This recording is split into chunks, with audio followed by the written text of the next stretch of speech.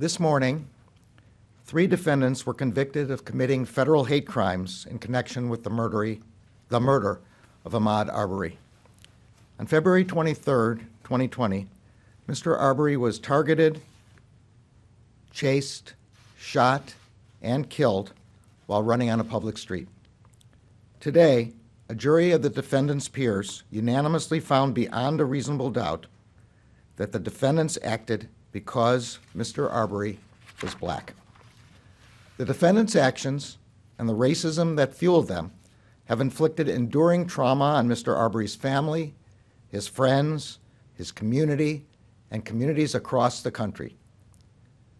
My heart goes out to his parents, Ms. Wanda Cooper Jones and Mr. Marcus Arbery Sr., for the unimaginable loss they have endured.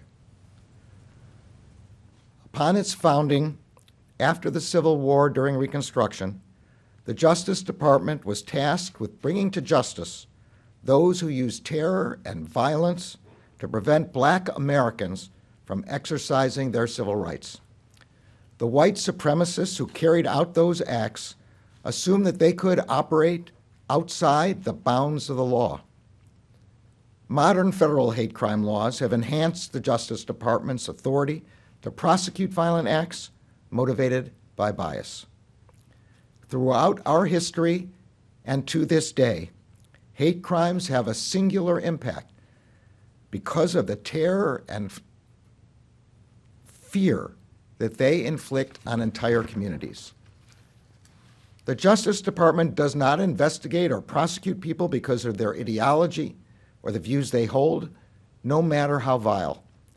But the Justice Department does have the authority and will not hesitate to act when individuals commit violent acts that are motivated by bias or hate. No one in this country should have to fear the threat of hate-fueled violence.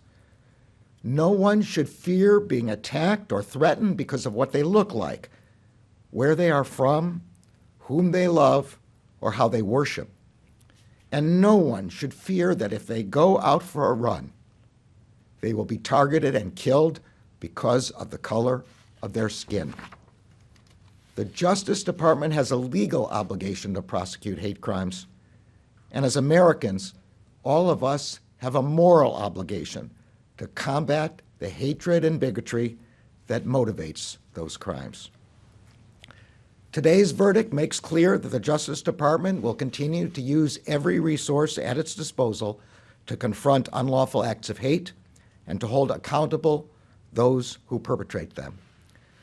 I want to thank the members of the Civil Rights Division, the United States Attorney's Office for the Southern District of Georgia, and the FBI for their work on this case.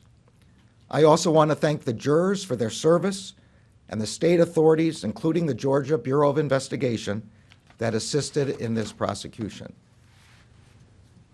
Although we welcome the jury's verdict, the only acceptable outcome in this matter would have been Mr. Arbery returning safely to his loved ones 2 years ago.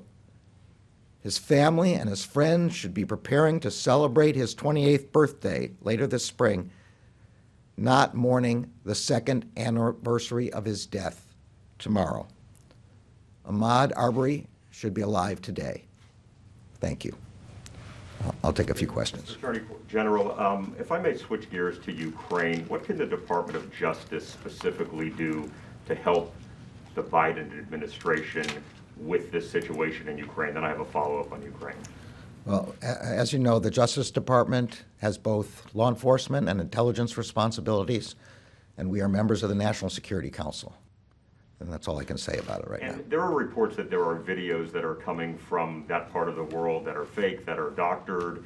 Does the Justice Department have a responsibility to legally investigate something that could change the outcome? I mean, you're briefed on some of this stuff. Look, we have, for many years, expressed concern about malign influence and those kind of matters without referring to them in specific, and the Justice Department does have a role, but that's all I can say for now.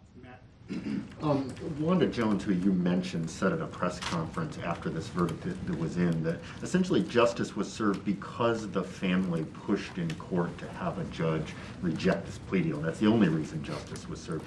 What's your response to that? And then on a sort of unrelated topic, last week the National Wait, can we Archives... do one question? Yeah, we'll start with that. Thank you. On your first question, I cannot imagine the pain that a mother feels to have her son run down and then gunned down while taking a jog on a public street. My heart goes out to her and to the family. That's really all I can say about this. If I could ask an unrelated question. Last week, the National Archives revealed that it found classified information in 15 boxes of documents stored at Mar-a-Lago. Is the Justice Department investigating to determine how that classified information got there and who might have accessed it? So as the archivist said in a letter that was sent to the Congress, the National Archives has informed the Justice Department of this and communicated with it. And we will do what we always do under these circumstances, look at the facts and the law and take it from there. What does that mean you're investigating? What do you mean what you always do? Oh, yeah, hi. Thanks for doing this press conference. Sure. Last July, the Justice Department had there was a research report that went out which said that over the past 2 decades, the DOJ has declined to prosecute 82% of the people who are suspected of hate crimes.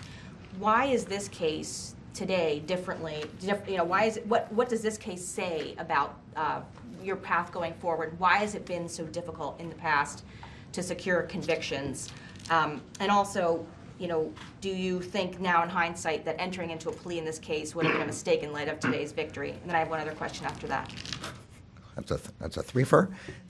Your second one was just asked over here, and you can write down the same answer I gave on that one. On the first question, look, every case is decided on its own merits. We've done a number of hate crimes prosecutions already in the last 2 years, and we will continue to bring those cases where we have the facts and the law on our side. Now you have a third question.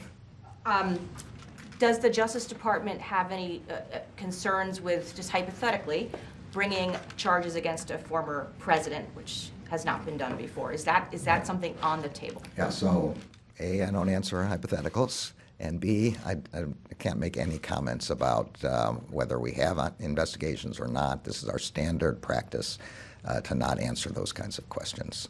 All right. Okay. Thanks, everybody. Thank you.